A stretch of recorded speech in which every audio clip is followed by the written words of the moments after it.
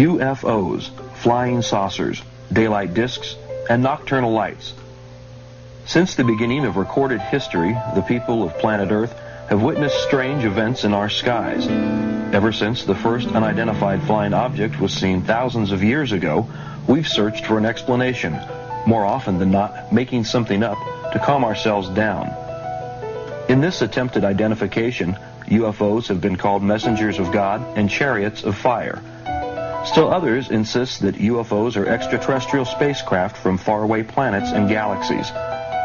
With over 600,000 planets in our own Milky Way galaxy capable of sustaining life, the extraterrestrial hypothesis is the most commonly accepted theory. Admittedly, the subject of UFOs has drawn mostly scorn and ridicule from the American press. Not so much a disbelief in the UFOs themselves, as it is a frustration with the lunatic fringe generally associated with the UFO field, those who insist they know what UFOs are, where they come from, and what their agenda is. Whatever UFOs are, there still is no more of a case for one explanation over another until our government comes forward with the information many believe they have been sitting on since the 1930s. Whatever UFOs are, they keep appearing in our skies year after year, witnessed by thousands of average Americans, people who never gave UFOs a second thought until they saw something strange in the sky that they couldn't explain. In 1990 and 1991, reports of UFOs came from thousands of witnesses in the Soviet Union, Africa, Europe, Canada, Central and South America, and the United States. In the Soviet Union, most reports came from Tbilisi in the province of Soviet Georgia. In Europe, thousands watched a triangular-shaped UFO and white round objects fly over Belgium. A display so big and so spectacular that it was witnessed simultaneously in neighboring countries.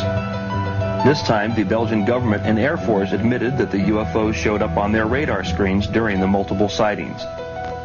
In the United States, thousands watched the same UFOs seen in Europe as they floated over northern Alabama and the Florida Panhandle. In the next 90 minutes, travel with us across the United States as we meet former Air Force officers in Roswell, New Mexico and Tucson, Arizona. We'll meet other UFO witnesses, scientific researchers, newspaper editors, broadcast journalists, and law enforcement officers who have first-hand experiences with UFO sightings and close encounters of all kinds. We won't try to tell you what UFOs are because we still don't know. Rather than speculate on what UFOs could be, we'll explore how Americans react to them in our program, UFOs, A Need to Know.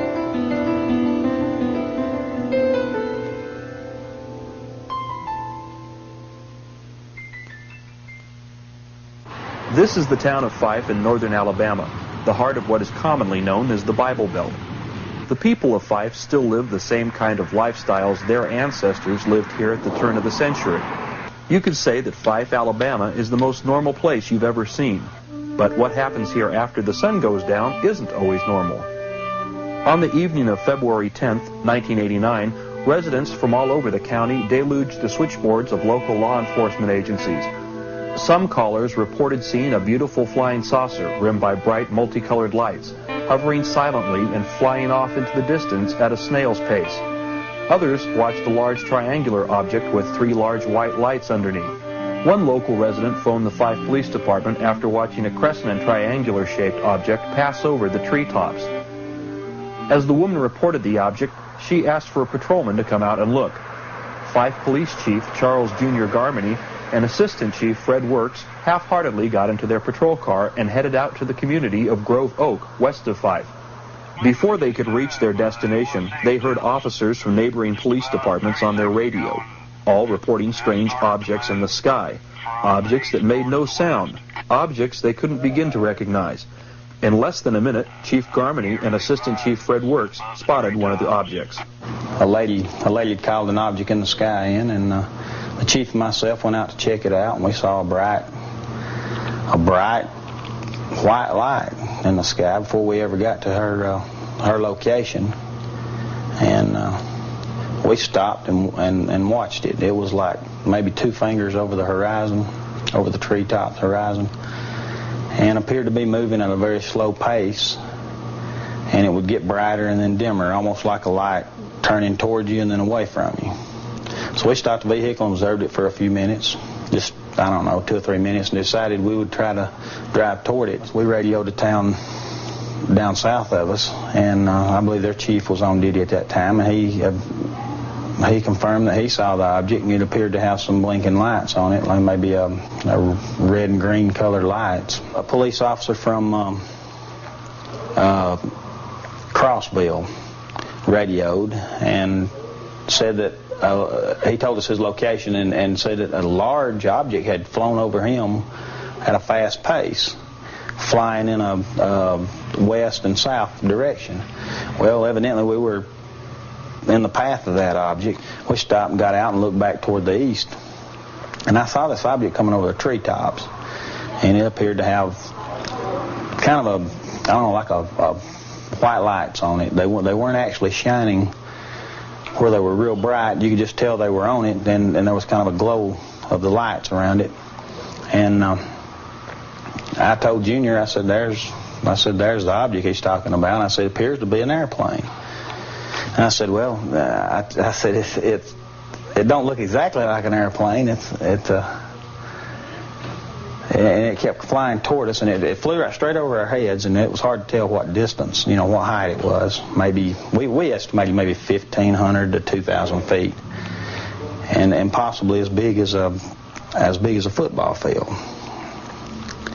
And it had three huge, like spotlights, kind of triangle shape, with the one being more toward the front.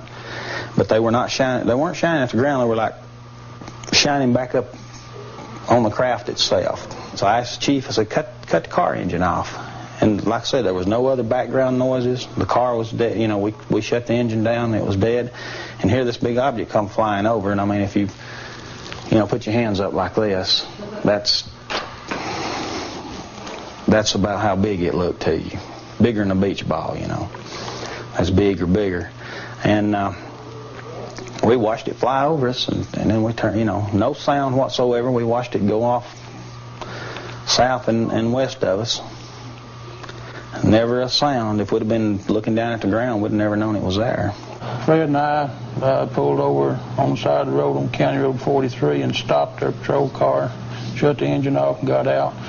And at that time, the object came directly over our patrol car, and we were looking up underneath it. And the object appeared to me that it was some 1,000, 1,500 feet higher, had 3 real bright lights underneath it that were shining not on the ground to illuminate the ground, but shining back up underneath the craft to illuminate the craft itself. And there was some lights around what I call the face of the craft or the crown of it, whatever you may call it, appeared looking up through the glare of those other lights. Maybe green, blue, or red, or some of them might have been white. It was a large craft, and it had no sound whatsoever. It just continued didn't descend or pick up any speed or anything. Just a steady speed, just right over us, and went right on out of sight. Sometime after that, after 89, February the 10th, we had several calls. The night of February the 10th, we had several calls, and they've been scattered reports ever since then. I had a person come in just last night. Marty Roberts in a Grobo carrier came in, and he described this object to me and drew me a diagram of it on a paper, and it was something similar to what I had seen on February the 10th of 89. and he seen that this past date. A lot of the people who are telling the stories are people that I know personally and have known for a lot of years. And I don't have any reason to doubt what they say they saw. But nobody is telling me what it is. They don't know either. They just know it's something that's very unusual. Even more compelling evidence comes from this documented case where unidentified flying objects left physical traces of their presence. I was driving home from work about 9:30 in the evening, 9:30, around that time. And approaching the road that turned off a paved road to my house, I noticed flashing lights in the distance and assumed that they were fireworks. And but was puzzled about why someone would be shooting fireworks in August. You see this at New Year's and the 4th of July, but never in August. But I continued on home, turning down the dirt road toward my house, and I got about halfway down the road, and suddenly, in the distance, about treetop level, this huge object just lit up. And it was a glowing orange-red color. It was enormous. And so I stopped the car, convinced that I was seeing things, or I didn't know what it was. However, when I stopped the car, it went out. And so I immediately proceeded to go home, went on down the road, and I went a little distance, and it came back on. Just this, again, this huge thing. And I stopped again. And when I stopped, it went out. And I sat there for a few minutes, and then I started on again to come on down the road home, and it lit up again. And when I stopped the car, it didn't immediately go out, but it did go out. And I decided that I'm not staying, I'm leaving. And so I began reversing up this dirt road with the ditches on either side. No backup lights.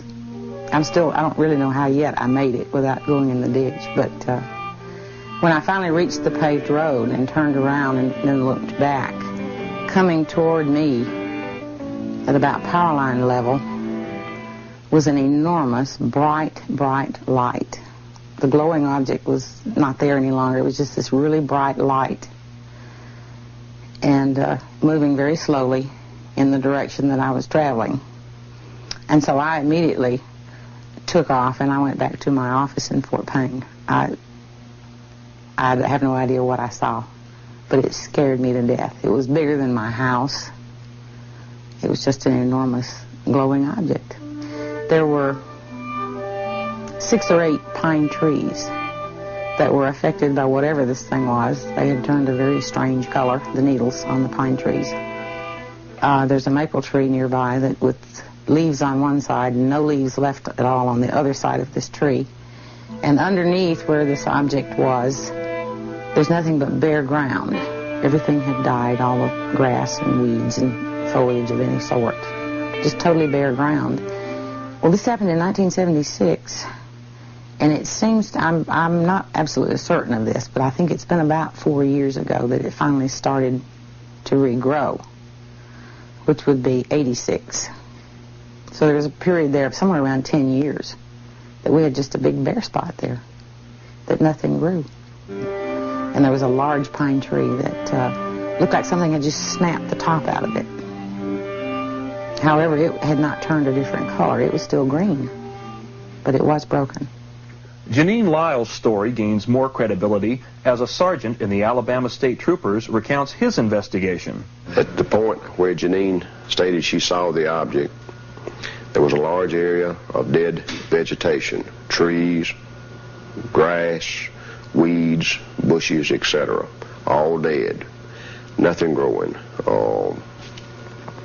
I measured the area, and it measured 60 feet at the widest point by 90 feet at the longest point. There was a stand of grass in full bloom in the middle of the field road, and it came up to a point and stopped. And for a distance of 90 feet, there was nothing growing in this field road. And at the end of the 90-foot span, the grass again was in full bloom. There were no bushes alive, no trees alive in this entire area. There was a maple tree that had multiple trunks, and half the maple tree was in full bloom, and the side that would have been exposed to the object that Janine stated she saw was dead, and nothing was growing on that tree. I personally was puzzled then, and am still puzzled as to what might have caused that. As to what Janine saw, I have no idea.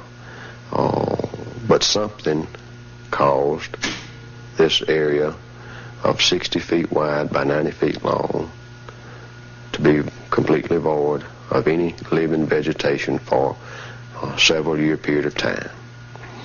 I made periodic trips back to the area over the next few years, and each time that I went, it was as before, nothing living in that particular area.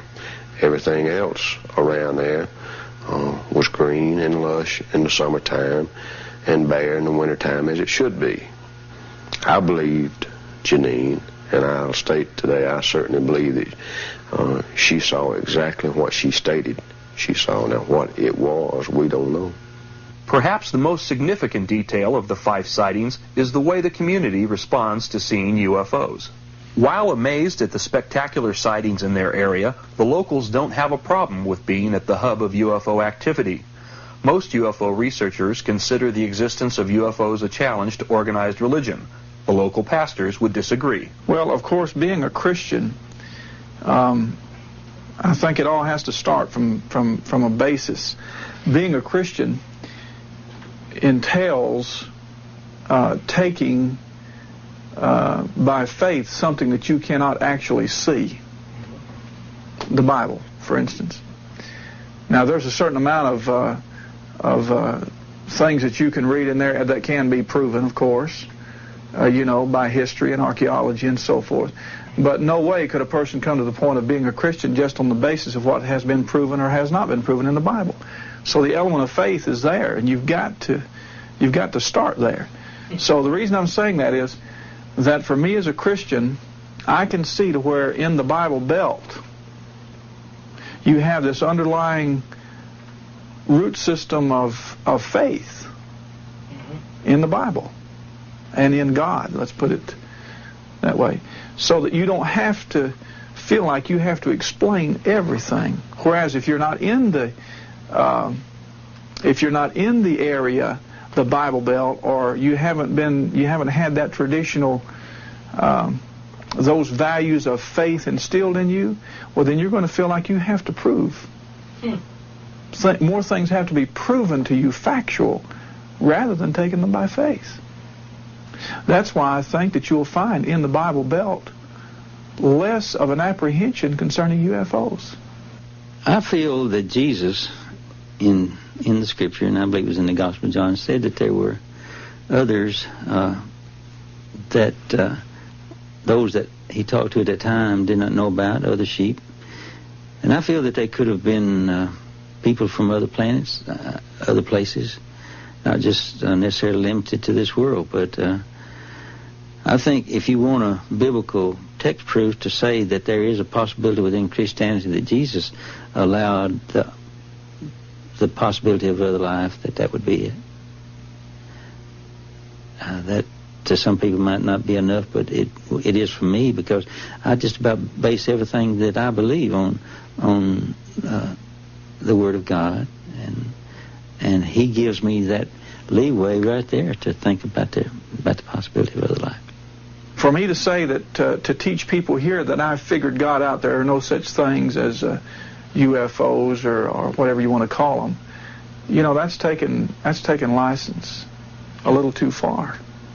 Because if I believe that the Bible says that God, the handiwork, declares the majesty of God, well, then there's no limit to what He can or cannot do.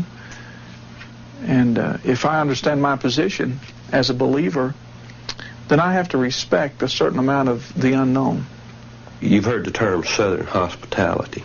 Sand Mountain is the epitome of Southern hospitality.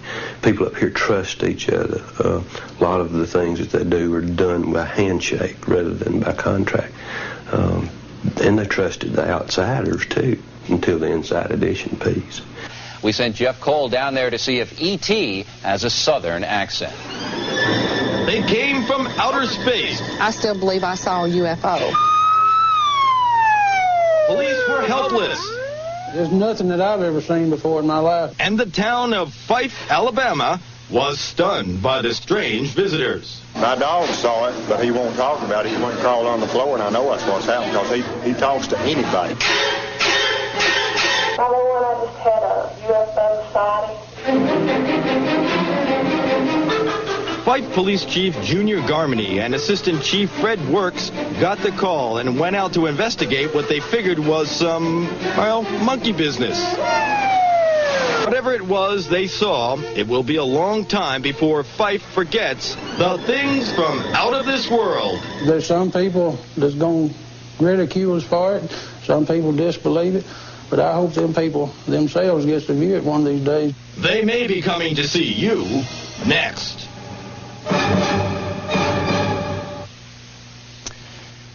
There is a legitimate investigation going on down there, if you can believe it. The FAA and the Air Force are doing that investigation. And if any of you Martians are watching this broadcast, please drop by to see us and bring Elvis with you. Straight ahead, we'll get back to reality. What was their reaction to the job they did? Well, they did a job, all right.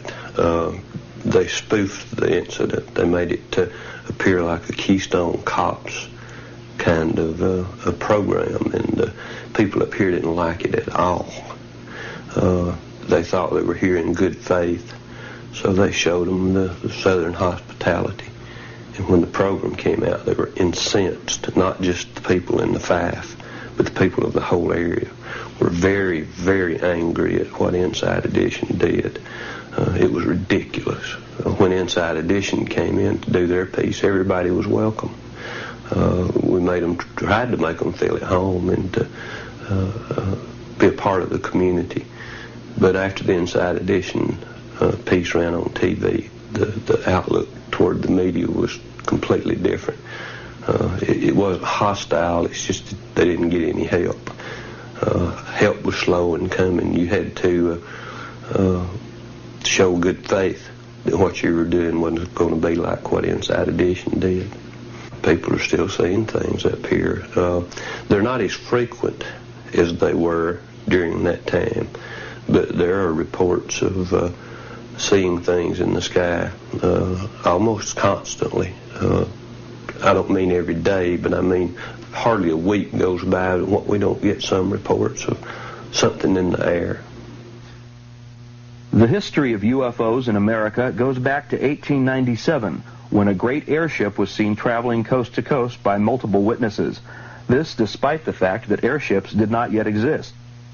Reports of the great airship were printed in newspapers from New York to California.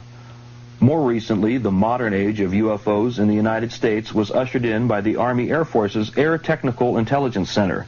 Among the first Air Force officers to analyze reports of UFOs was Wendell Stevens, a retired lieutenant colonel now living in Tucson, Arizona. Colonel Stevens left the Air Force after 26 years to investigate UFOs full-time around the world. I was working in the Foreign Technology Division at Wright Field. I was a test pilot there. And all of the pilots had a desk. They had additional assignments besides their flying assignment. Mine was in the Foreign Technology Division in the Air Intelligence section, Air Technical Intelligence. It's where we analyzed technical data pertaining to engineering developments concerning aircraft discovered worldwide. It was forwarded through intelligence agencies to the United States government, and we got the aerotechnical information, and we tried to match it with other information from other sources, from other countries, trying to stay on top of the latest developments worldwide. And of course, at the same time, we were getting operational reports on strange aerial phenomena observed. During the war, this phenomena was called foo fighters. It comes from the French word for fire, few fireball fighters. And all of those things were collectively called few fighters, for lack of a better term, and we had reports from back as early as 1933 on such events observed and reported through intelligence channels. These few fighters represented the ultimate development at the time. It was something beyond the visible capability of any country in the world to produce, as far as I could tell, from what was available to me, probably as much as anybody else in the country at the time. And my assignment took me to Anchorage, Alaska, where I went to an Army base. The Air Force had separated from the Army, now I'm going back to an Army base. And I found that my initial position there was as Assistant Base Operations Officer, which was out of my specialty.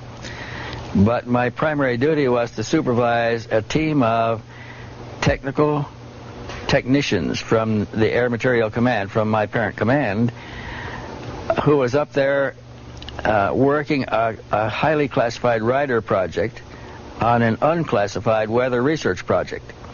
The weather research project was using the B-29s to survey the Arctic, and that was an excuse for the B-29s to go into the Arctic space and run what they called profile missions with their mission folders on potential targets.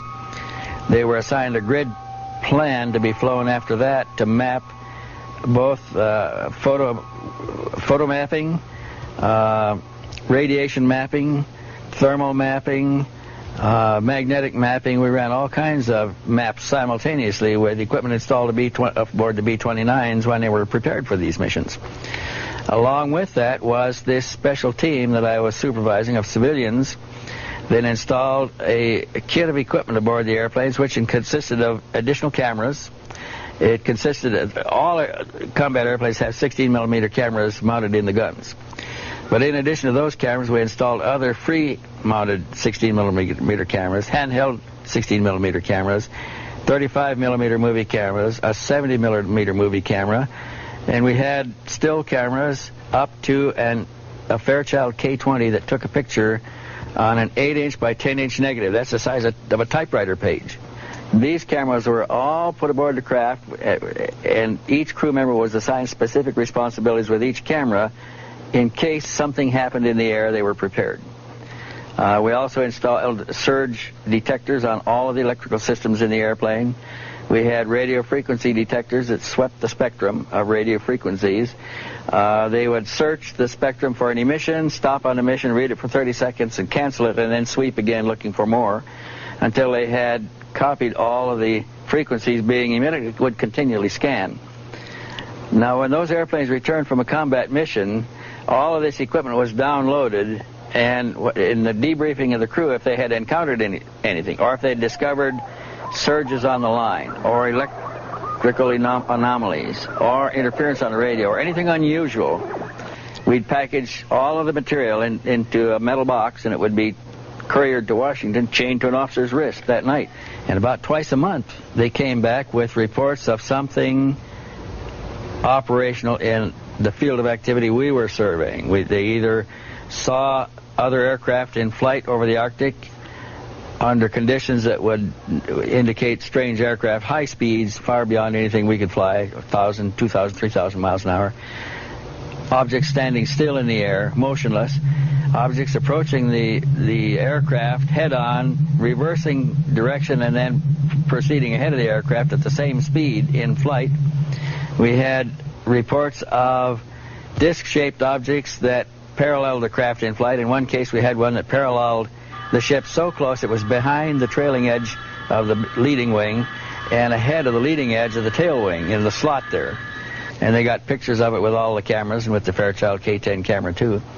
And we had reports of objects that were seen to land on the ice, on the snow and the ice at the ice cap of the Arctic. We had reports of them landing on the water. We had a report of them submerging and disappearing. We had another report of one rising to the surface, being seen to come to the surface, leave the water, hover momentarily, and then take off at high speed and fly away. All of this was clearly beyond the capability of any of the aircraft that we had studied worldwide in the Air Technical Intelligence Center. And of course, they were very concerned about who might have experienced such a breakthrough without prior knowledge through intelligence sources. And to me, again, they represented the supreme development in aircraft, and that's what piqued my curiosity. I argued that they had to be extraterrestrial vehicles, but I was a major at the time, and my superiors were certain that they were a Russian breakthrough experienced as a result of the capture of German scientists at the end of the war, which was only 3 or 4 years afterwards. And they would have had to make some great progress if that was the case, but this was probably the main feeling at upper echelons was that the Russians had experienced a breakthrough that we didn't know enough about, and we were trying to find out what we could about it. I suppose the Russians, in their turn, thought we had experienced a breakthrough for the same reason. We even had reports of electrical disturbance to the degree that engines quit running in flight and then started up again by themselves. We had radio interference on the communications lines where they experienced complete communications blackouts, and then for no reason at all, communication would come back again. We had surges on all of the lines, including closed lines that were within the airplane. That, for instance, some systems in high technological airplanes work at, say, 300 cycles per second. Another part of the same equipment may work at 150 cycles per second. Some at 60 cycles. More and less, and we had electrical interference simultaneously on all frequencies. At times, we also had selective interference on different frequencies. We never knew what was causing this because it always cured itself in flight, which true failures don't do. And it indicated the potential for somebody else to selectively interfere with frequencies and functions aboard an operational vehicle in flight. And these are supposed to be our best military equipment. They're supposed to be foolproof, and somebody was fooling with the systems. And so I'm sure this got a lot of attention in Washington. I was never able to see anything because when a flight came back with evidence captured in that mission, my team of civilians downloaded the cassettes, the cartridges, the reels, the rolls, everything, and we were never allowed to process anything there. It was all packed in this metal box. It was like a small footlocker, and couriered to Washington, and nothing ever came back down the line to us. We don't know who handled it. We don't know how it was broken down, where it went, but the processing was all done elsewhere. So all I ever ended up with was the stories, but they were some very exciting stories. In the late 1970s, documentary film producer Linda Moulton Howe heard a first-hand UFO account from her brother, then a military helicopter pilot. With details of the story fresh in her mind, Linda began investigating reports of unexplainable cattle surgery and cattle mutilations in the same areas of reported UFO activity. One night that fall of October of '75, I had a phone call while I was actually on the floor with a typewriter writing a medical script. And it was my brother, and he was extremely excited. And the first words out of his mouth were, "Linda, a UFO has set down on the base." And I rarely heard my brother speak with such energy. He was a helicopter pilot in '75 at Malmstrom Air Force Base outside of Great Falls. And that particular night, he had been at a wing party when beepers started going off all over. There was an emergency. And the emergency, as it turned out, was that electronic signal equipment had gone off over a missile silo known as Kilo 7 at Malmstrom. And a sabotage alert team was reporting that a football field sized, that'd be 300 feet in diameter, an orange glowing disc was hovering, or stationary, whatever word you want to use, very low to the top of the missile silo. And that it was casting light that was brighter than daylight. My brother said that the sabotage alert team actually had an argument with the command unit saying, "You want us to go closer than where we are, which was a quarter of a mile away, then you come out here." And that kind of insubordination got people's attention too, that something serious was there at that missile silo. Jets were scrambled. When the jets got above whatever this orange glowing thing was, it blinked out. The sabotage alert team said, "We know it must still be there. It's just disappeared." As long as the jets were there, couldn't see it. The jets were called back. Back on it came. Began to rise and was picked up by radar until it Dopplered off at 200,000 feet.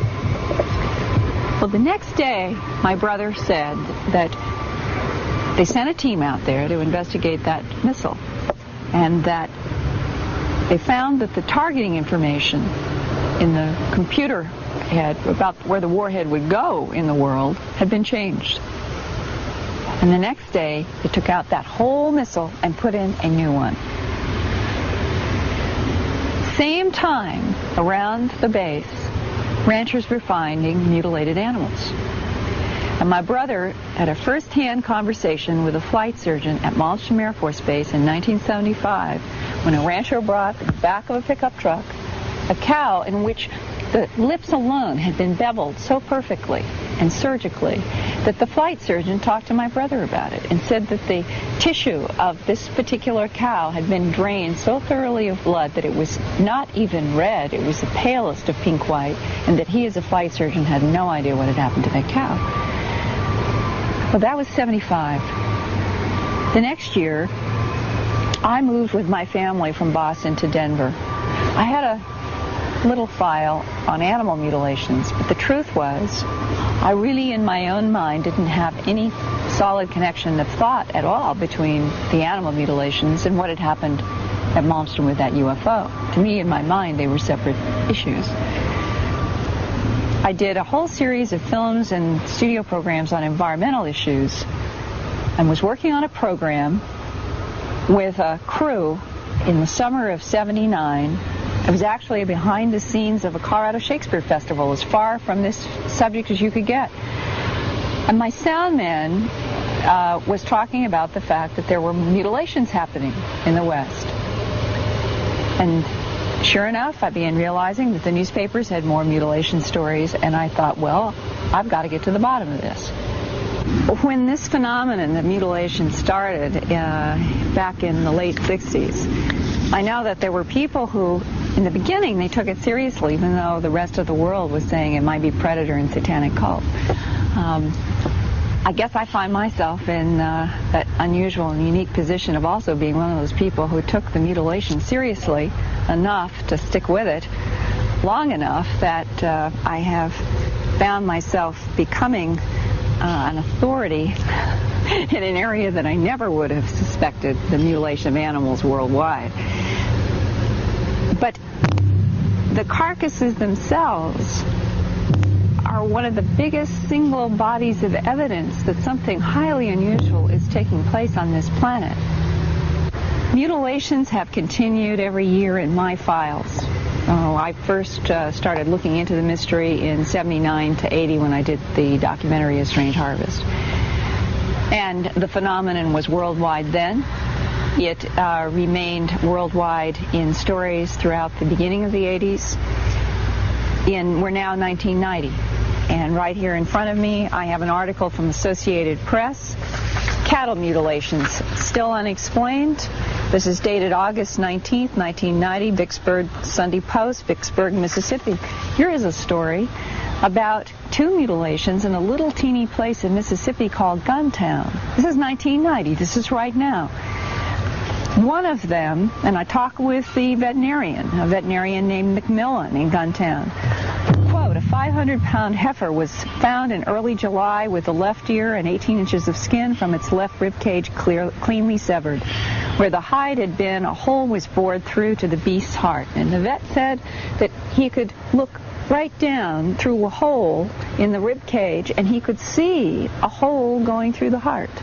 Do we have any technology that could do that kind of a... Maybe lasers. Maybe lasers. But the big question is, which contingency of the human community is going to be bothering with a calf in Guntown, Mississippi, with laser equipment that could do this? Current day lasers, if the military has it, fine. But this phenomenon started in 1967. Laser technology was lab bench research then, that year. And yet that first horse that was found in southern Colorado in September of 1967, referred to as Snippy, but the actual name was Lady, that horse had flesh stripped from the neck up The bones were as clean white as if that horse had laid in the sun for months. A pathologist named John Altshuler, who's been working with me recently, was there confidentially. Didn't let anybody know. He looked at that horse and found that the internal sternum cavity of that horse in 67, all the major organs had been removed. And he said the thing that got him, since he had worked medically on cadavers of human bodies and other animals, including cows in his work as a medical student, he said there was no blood, there was no presence of fluid, there was no indication there were just dried blood anywhere in the cavity or around that horse. He said how you would remove these kinds of organs and have it be so clean was remarkable to him in 1967. Further, he took some pieces of the mutilator's cuts and took them back to Denver. And under a microscope, he said he could see clear evidence of high heat at the edge of the wounds. This is 1967.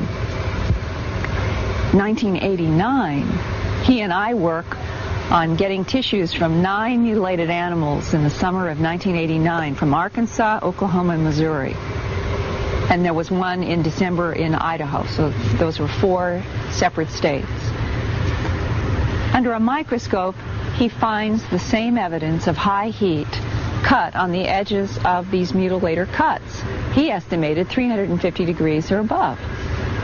Well, that clearly excludes predator. And in my own opinion, and with the conversations I've had with law enforcement about the whole issue of satanic cults, I have yet to meet a law enforcement person who privately would say that they thought satanic cults were responsible for this, because there have been too many undercover efforts trying to come up with some satanic cult or somebody who would even give information that a satanic cult was involved with mutilations from Canada throughout the United States, Puerto Rico, Mexico, Central America, South America, Australia, the Canary Islands off the coast of Africa, parts of Europe. I mean, this is a worldwide operation. And in every single case, the animals basically are treated the same. The same things are missing. An ear is missing, an eye is missing. The jaw is either cut like this and comes down like this, and it comes across like this, and everything is removed. We're talking clean bone on an animal that is still warm to touch. The tongue is always cut in a vertical cut deep within the throat. The genitals of the males are usually removed in an oval that is about that big. The cows with udders, you'll see either something like a square or sort of an oval cut, and the entire udder is removed, or isolated teats are removed, or some variation on that theme, and the rectum is cored out. Now, that's the basic mutilation scenario, and there's no blood or fluid. Blood being drained. Now, that was part of the story in the 70s. There were evidence from both veterinarians and from people who had medical backgrounds who examined some of these animals, and they said that on the basis of the tissue, the muscle tissue, that it would appear that the blood had been so thoroughly drained that the muscle tissue was left a pale pink white. In the 80s, I have been where animals have been found, and I have been with people who have studied them, and I would say it's mixed. Some of the animals, the tissue is red, showing that there's the evidence of blood in the tissue, but that in terms of a cut that is as precise as these are, with no fluid anywhere, that in and of itself suggests that something unusual has happened where these excisions have been made. And further along these lines, how is fluid from bodies of all these animals, how is it being taken so thoroughly that there's no residue of any kind? In 1989, in Arkansas, 5 cows were found in a straight line on one farm. Every single one of them had been mutilated. One of those, and all were pregnant, and one of those, the stomach, had a very clean, very precise, extremely pale pink. It wasn't red, suggesting that blood had been removed from this wound. It was a hole cut in the belly of this pregnant cow, and through this hole, the weight of an unborn calf, still in the embryo sac, had come out onto the ground. So you're seeing a cow, and the unborn calf is partly in and partly out of the body. When the farmer saw this astonishing and horrifying scene, he called local authorities in the newspaper. Jim Williams, who's the editor of the Little River News in Ashdown, Arkansas, sent out his associate editor with a camera. She was the first one there, about 5 hours after the farmer had found them. And she said that the outside of the embryo sac, the cow, the soil, everything was dry. But what really got her was that she reached down to touch this embryo sac, and she was taking pictures, and inside this sac she could see no fluid of any kind. What evaporated? The embryo fluid, also where this calf was found. Those are the kinds of questions that have puzzled a lot of people. Now it's 25 years, we're talking a quarter of a century. This phenomenon is worldwide. It's been going on for decades. There's no one who has ever been arrested. Cattle mutilations and unexplained cattle surgery continue to this day, unabated around the world. Next up, UFOs and the Las Vegas connection. Meet George Knapp of KLAS-TV, Las Vegas. For 2 years, from 1989 through 1990, George produced several award-winning reports and full-length specials about the UFO phenomenon and those who get caught up in it. Initially optimistic that his programs would lend credibility to the topic of UFOs, his programs were seen by millions here in America and overseas.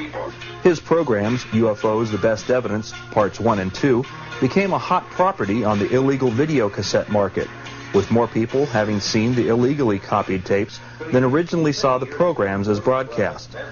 After dealing with the subject of UFOs and high-visibility proponents of the Flying Saucer Society, his initial optimism has turned into pessimism after having his fill of lunatic fringe ufologists. We've all seen so many people in this field where they want to convince you've got to believe.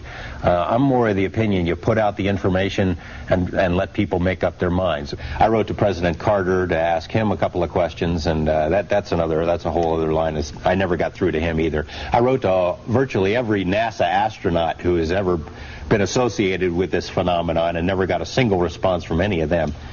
You'd figure you'd at least get a form letter back, and never got anything. I wrote, I'm very disappointed with the Freedom of Information Act, how effective that is, too, because I didn't get diddly out of that. Wrote to NASA knowing that they had a certain body of information. I asked for all of it. Well, here it is. Here's all of it. And 6 months later, somebody else asks for all of it, and they got a lot bigger pile of all of it than I got. So I think, there's very few checks and balances on that. They give you what they want in that system. I asked for my own FBI file. I know that there is one there. I've covered the president on a number of occasions. I know there have been some background checks. I know I've been mentioned to the FBI in the course of investigating various stories here in Las Vegas in association with organized crime. They have no file on me. That was their response. Oh, yes, they do. Well, they do now. Some of the information is very disturbing. It changes the way you view things. It changes the way you look at everything once it hits you what really is going on. And I think the government could be right in a sense that if the story came out in its entirety, if the president went on television and said, they're here, we can't do anything about it, that it would shake our foundations. It would shake our belief in religion and shake our belief in government. Maybe people would stop paying their taxes because it would change the way we view everything. It's changed my life. I mean, I'm not seeing God or anything, but it's changed the way I view things. Most controversial in Knapp's UFO report was the story of this young scientist, Robert Lazar. Lazar claims that out in the Las Vegas desert, he worked on operational flying saucers at an area called Site 4. He says it's our country's #1 top secret. I had a casual meeting with Dr. Edward Teller while working at Los Alamos National Laboratory in New Mexico. He referred me, after several years, to a job out in the New Mexico desert, a place known as S4 near Area 51, where many top-secret government projects had their home base, essentially. Edward Tiller is the director of the program, and I think someone approved by Ed Teller, someone suggested by him, I think that carries enough weight in itself. I had a fascination with small jet engines. I built and installed a jet engine in a little Honda Civic, a small car. It made the front page in the local Los Alamos paper, The Monitor. Coincidentally, and in fact on the back of that front page, Ed Teller was giving a lecture on SDI, and I believe that was June 1982 at Los Alamos. As I was walking up to the lecture hall, I wanted to hear what Ed Teller had to say. As I was walking up to the lecture hall, I got there relatively early, thinking there would be a fairly large turnout, and as it turned out, there wasn't. I got there about an hour and a half early, and Ed Teller is sitting outside, and he had just bought a paper out of the paper machine, and he was reading the front page, and I thought, well, what an opportunity to introduce myself. I can say, well, I'm the guy you're reading about, I always wanted to meet you, so on and so forth, just to get into some small talk. We talked for a little bit. He seemed interested in some things I had to say, and really just wanted to hear his viewpoints on certain things, and we had a cup of coffee together and a donut down at the cafeteria. That was the extent of our meeting. After that, I heard his lecture, and later, after I had moved to Las Vegas, when I decided to get back into the scientific field and sent out resumes to many other laboratories around the country, also any government research organizations, I did shoot a resume to Ed Teller, too. He called right after receiving it and said, I had directed your resume to someone in Nevada. It's a highly classified project, and they'll be requesting an interview. Within 20 minutes, the phone rang. That was the request for the interview. So obviously, Ed Teller gave it more than a nudge. It was more like a directive that this person will be interviewed for this particular job, and that's the bottom line. So yeah, he did get me into the program. In early 1989, I was already in the program and working at a slow pace, because at the same time I had to go through an extensive security investigation that was like no other I had been through before. I had Q clearance from Los Alamos, and this was something far above it, which I was told was 38 levels above Q clearance. It required an executive order to be signed at that time. At that time, that executive order was signed by Ronald Reagan. The program, I was only in the program for a short time, however. I think that lasted all the way till April 1989, when we finally parted ways, and there's a whole story behind that. Initially, during the interviews, it was never specifically stated, hey Bob, we're going to be working on flying saucers or alien craft recovered from crashes or recovered from wherever. The job title was a senior staff physicist. I was to be working on advanced propulsion techniques. Certainly when I made a few trips out there, began reading briefings, things dealing with the origin of the craft, the race or the type of aliens that piloted the craft, specifics on what these looked like, what their physical structure was from autopsy reports, things of this sort. Seeing the hardware, I realized that this is not a research effort, that this is back engineering, and that we have the device, the craft itself, and we are working backwards to find out how it works. They have the finished product and really want to find out the manufacturing technique, the basic physics in it, and it became very obvious what we're working on. But it was strange that even up till the very end, really no words were said about what was going on. The time I saw the craft, large disc flying saucer, typical flying saucer, even that I basically put out of my mind, thinking, well, this obviously is a creation of the government, some sort of advanced type of flying vehicle, maybe an advanced fighter of the future, and this explains all those crazy flying saucer stories, people just seeing tests of this craft.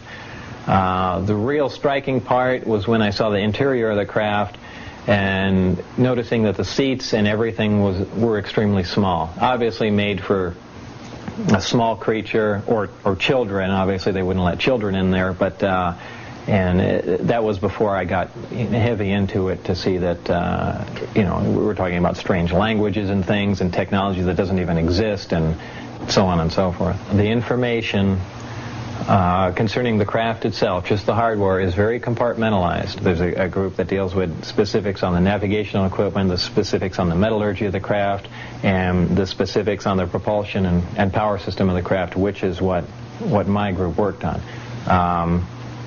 That in itself created a focal point for our research and looking into what we were dealing with.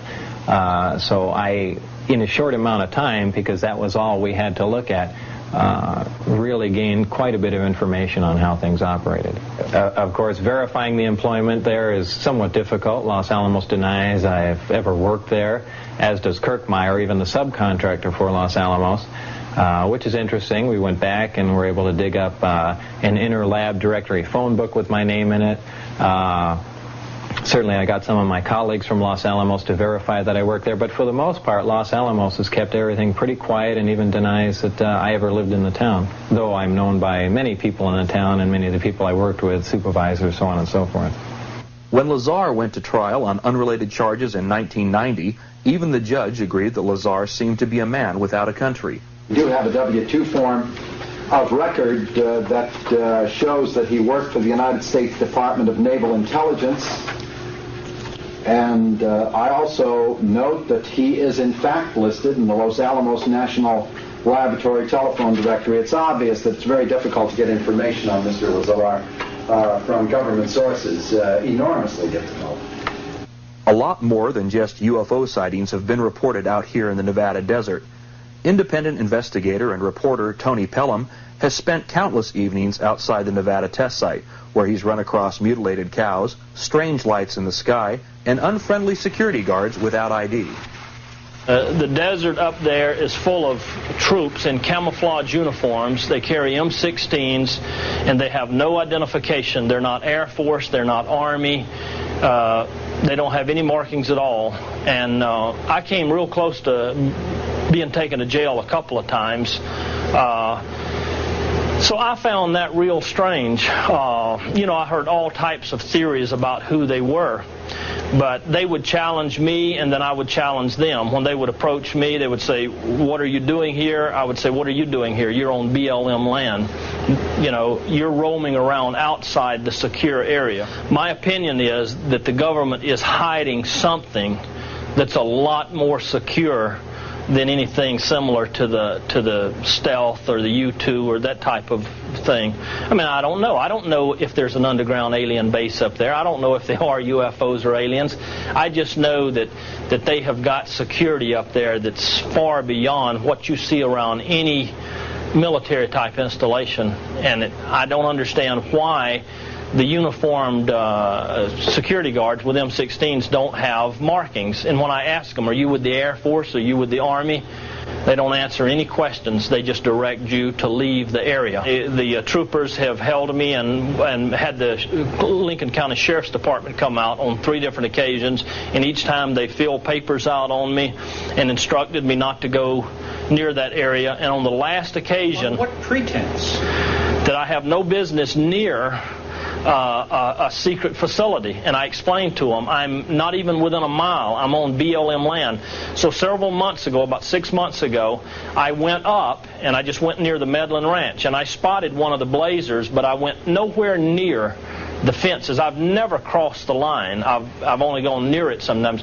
On my way back to Alamo, the sheriff's department met me, pulled me over, filled out another set of papers, and in a very formal manner said, "Mr. Pelham, this is the last time you're being told. The next time," he said, "and I'm telling you from the higher-ups, if you come back up and go up this road near this facility again, you are going to jail, period."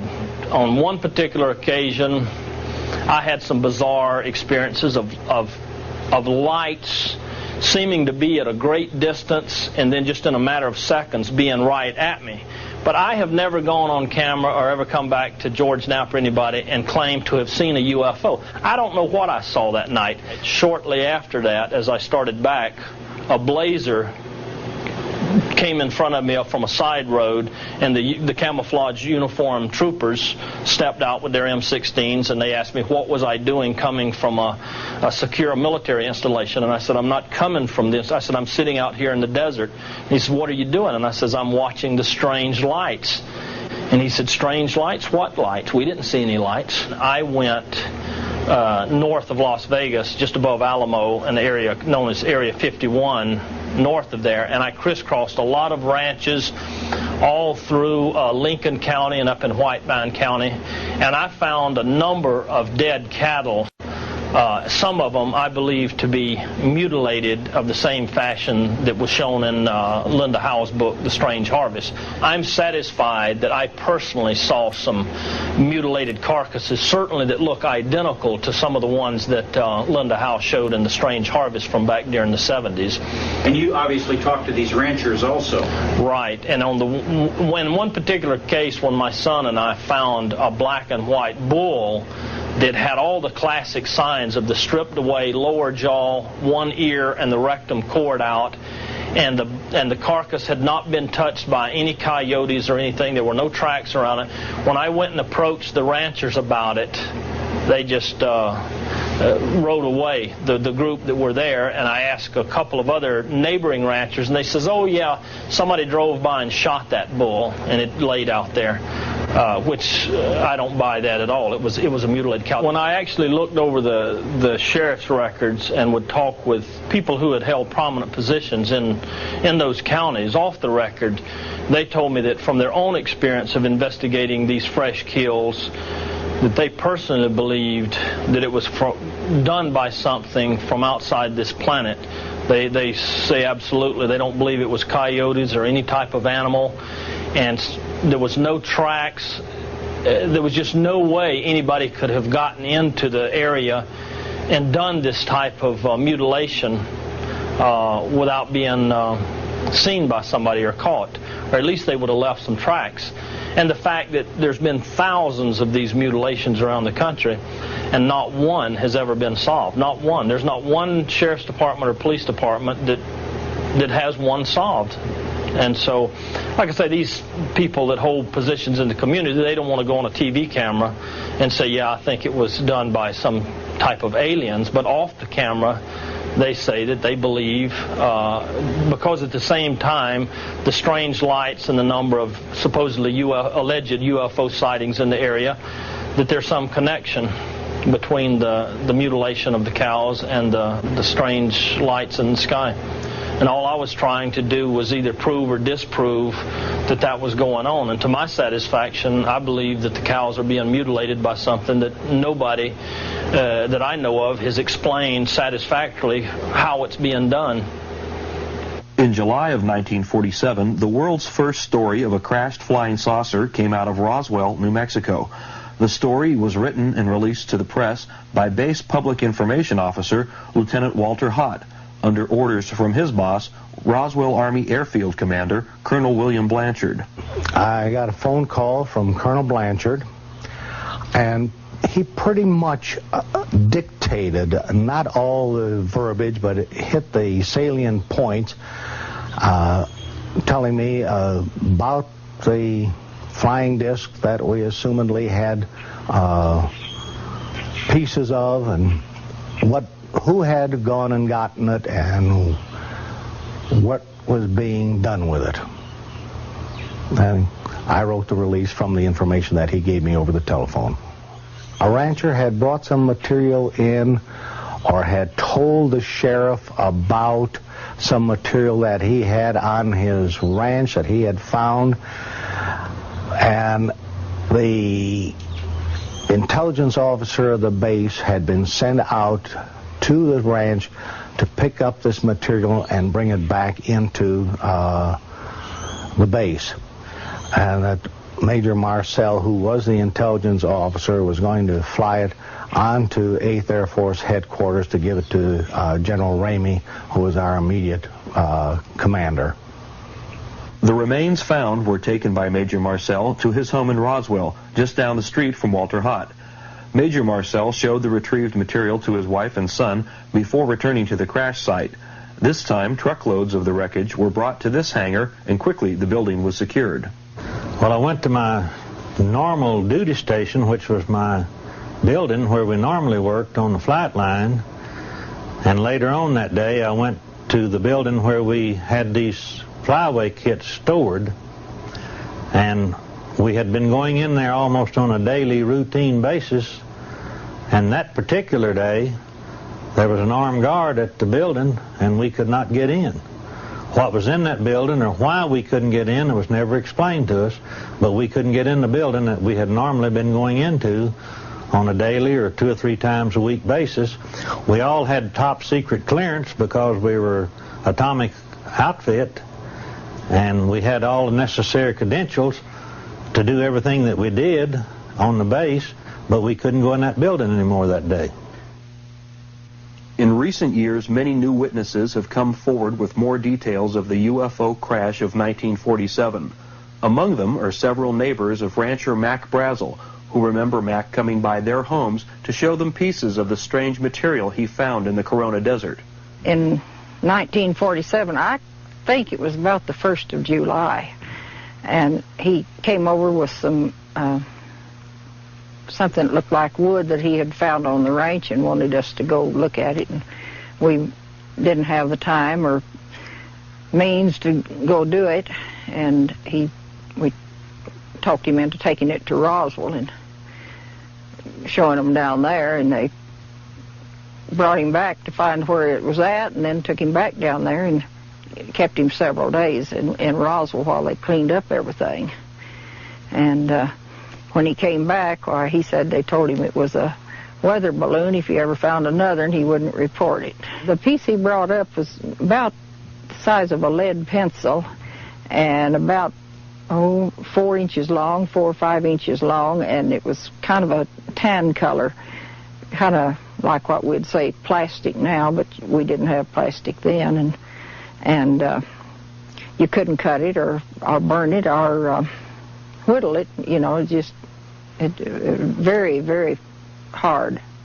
It was very light, it seemed to be, and he said that the stuff that looked kind of like aluminum foil, he said you'd crumble it up and then it'd straighten out. It wouldn't stay creased. It'd just open out, you know, but he couldn't get any of it off to bring up. He said he couldn't cut it or anything. We told him it was probably a UFO or a flying saucer, and we'd heard there's a reward out for it, and go down and collect it. So, you know, we thought maybe he would. I guess I told him not to say anything. I don't know. But he didn't. He just said if he ever found anything else, they wouldn't find out about it. So I guess he was a little upset about him keeping him. Neighbor Marianne Strickland also remembers a visit by her friend, the rancher Mac Brazel. He came by after this incident, and he had been humiliated and detained for several days, and he was a reliable, solid person, dependable, and he was, I think, anxious to square himself with his neighbors when he came by. I mean, to assure them that what he did was on the up and up. He came to the corral. Mac was living alone at this ranch where he was the manager. His wife lived in Alamogordo. And Mac would come and visit with the men in the family. He came into the house once in a while, not too often. And the time that he brought the sample of what he had picked up, he was at the corral. My daughter and 2 sons and husband were at the corral, and they saw it. My daughter says that it could be crumpled up and straightened right back out. He was telling my family about how badly the Army people had treated him down here. And it amounted to humiliation and detention when there wasn't any good reason. He had come in good faith. And they didn't accept it that way, or didn't appear to. He said they threw him in jail. He said if he ever found anything like that again, he would never show it to them. He would never bring it in. He had done so as what he thought was a good citizen, and he had been humiliated and mistreated, and he was very disturbed. Phyllis McGuire is the daughter of Sheriff George Wilcox. She, too, remembers the day when rancher Mac Brazel came by her father's police station with the material from a debris field on the ranch he managed. He told me that Brazel had been in to report a flying saucer, and I asked him if he believed that, and he said yes, because I don't know why he would come into my office and tell me this story for no reason at all. He had some material with him, he said, which I did not know what it was. And he said that he had sent some deputies out there, and they had seen some things. They had seen a corral that had some of the material in it, and they had seen a large burnt spot on some grass, about the size of a football field. My mother told me years later that the Air Force asked them not to say anything at all about what had happened, and they changed the story that the paper had put out originally to say that what had been found was a weather balloon. She said that there were bodies and an unidentified flying object on the ground. There were bodies too, but that they stopped the investigation that the sheriff's office was going to do because the Air Force wanted them to. Yet another story of the strange debris comes from Charlie Schmid. In 1947, he handled pieces of the strange debris on location in the Corona Desert. There was some material looked just like tinfoil, but quite strong. And you could ride it up in your hand, and it'd just straighten out, no kinks, no nothing. It just straightened out by itself. Then there were some pieces of material that looked like aluminum, real light stuff, but strong. It was about 16 inches long, about 2.5 inches, and maybe a 1/4 inch thick. But you couldn't bend it or twist it or do anything with it. Even by putting it up against a rock and jumping up and down, you could not bend this material. And then there was some material that looked like wood, which I don't know whether it was or not. It was broke, but it wasn't broke square. It broke like a spear off at an angle, and it was about 1 inch thick. I mean square, we'll say, that way. But it had some writing, looked like flower on just one side. It had pink petals, center like a flower, and green mixed in, but you couldn't make no leaves out of it or nothing like that. But it was green in between these flowers on that one side of this piece of wood. A final story confirming the presence of alien bodies comes from former Roswell mortician Glenn Dennis. Dennis refused to talk on camera, but gave us these drawings of alien bodies. The pictures are reproductions of drawings given to him by a nurse who helped prepare the strange bodies for a flight out of Roswell Army Airfield. More details of what actually happened at Roswell in 1947 have just been revealed in this new book, UFO Crash at Roswell. To date, it is the most comprehensive report on the historic events of 1947. The authors are former Air Force Intelligence Officer Kevin Randall and Don Schmidt, Director of Special Investigations for the J. Allen Hynek Center for UFO Studies. First of all, this started out as a reinvestigation of Roswell. We saw that time was running out, that witnesses were being lost as far as forever, as far as their testimony, as far as their involvement. And we had to go back and re-interview the old witnesses, corroborate their testimony, and then seek out new testimony to confirm what we already knew about Roswell. What kind of things are you finding? We're finding new military witnesses, people who have small bits of the information, people who have been involved in maybe a flight out with some unusual material, people who might have seen something unusual, little bits and pieces of information that when we fit it into the whole puzzle begins to give us a clear picture of exactly what happened in Roswell in 1947. All our evidence, unfortunately, is testimony from people. We don't have a piece of the wreckage. But when we put all that evidence together, that makes a very strong case. I think some of the best testimony has come from Bill Brazel, the son of the man that found it. He was involved in some aspects of it. He was involved in finding some additional pieces after the military cleaned up the debris field. Later on, he was approached by the military, and those pieces were basically taken away from him by the military. He likes to say, well, they weren't confiscated, but the officer in charge made it clear that if he didn't surrender them, that they had the authority, or at least said they had the authority, to take those pieces away from him. So we have that sort of thing, but we have that kind of testimony from literally 250 people. So when we put it all together, can all these people be lying? Would all these people be involved in some kind of a hoax or some kind of a joke? And what would be the motivation for it? Nobody's getting paid for any of this sort of thing.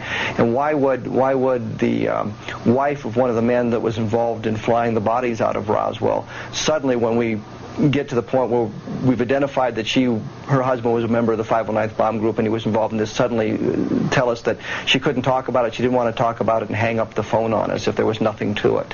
And what did her husband tell her before he passed away? So we've got that sort of thing going for us, and I think that's the body of the testimony, the body of the evidence that we have. The wealth of testimony, the video depositions, the sworn affidavits, the deathbed statements that we have, the 24 FOIA requests, Freedom of Information Act requests concerning specific details about this experience, all paint a picture that I defy anyone to come up with a conventional explanation with proof. Among the first investigating the Roswell crash and retrieval was nuclear physicist Stanton Friedman. Currently combining talents with aviation writer Don Berliner, they too are releasing a new book with other details on the events of 1947. The case that at least one, more likely two, flying saucers were recovered in the central New Mexico, if you will, complete with alien bodies, is far better than the case against most convicted criminals. You go to a court of law with this, you'd have no trouble convincing a jury that indeed, now you don't have every little detail, as you never do, even in a criminal case, but we certainly have enough to establish that a saucer crashed, at least one, probably two, that the United States government, agencies of the United States government, recovered the wreckage and the remains of alien bodies, that they proceeded on with that, just as you'd expect them to try to figure out more of the information, and covered it up very effectively, and probably quite appropriately at the time. That's easy to establish. The real bottom line is that this is probably the most significant event of this century, maybe this millennium. I mean, something that proves to us that we're not alone in the universe, and maybe our views about ourselves are a little bit strange, not in accordance with reality, is going to have an impact on religion, on politics, on technology, on our own psychology. This is a truly earth-shaking event. The Roswell crash and retrieval are now virtually proven. Between Randall and Schmidt and Friedman and Berliner, hundreds of testimonial affidavits, deathbed statements, and videotape depositions have now been collected. You can read them all in their respective books. The people coming forward with this information are among the most level-headed and patriotic of American citizens. It only remains for our government to tell us the truth, all of the truth, about the Roswell crash and retrieval of 1947. When we come back, we'll look at one of the most controversial aspects of the UFO phenomenon, witness claims of alien abduction. One of the most controversial aspects of the UFO phenomenon and its effect on our society are claims of interaction with UFO occupants and tales of being abducted by aliens. Perhaps the most convincing testimony comes from Travis Walton of Snowflake, Arizona. This was November 5th, 1975. I was working with a crew of men in the woods, and we left the area. We'd worked late that night. It was getting dark. And as we were leaving down this dirt road way back in the woods, we saw a large glowing object near the road. Well, we stopped the truck, and I got out, went up to it for a closer look. I thought that this thing was just going to shoot right off, and then, I hurried towards it thinking, it'll be gone before I even get close enough to see it that well. But it didn't leave. It started to move, and the sound got louder.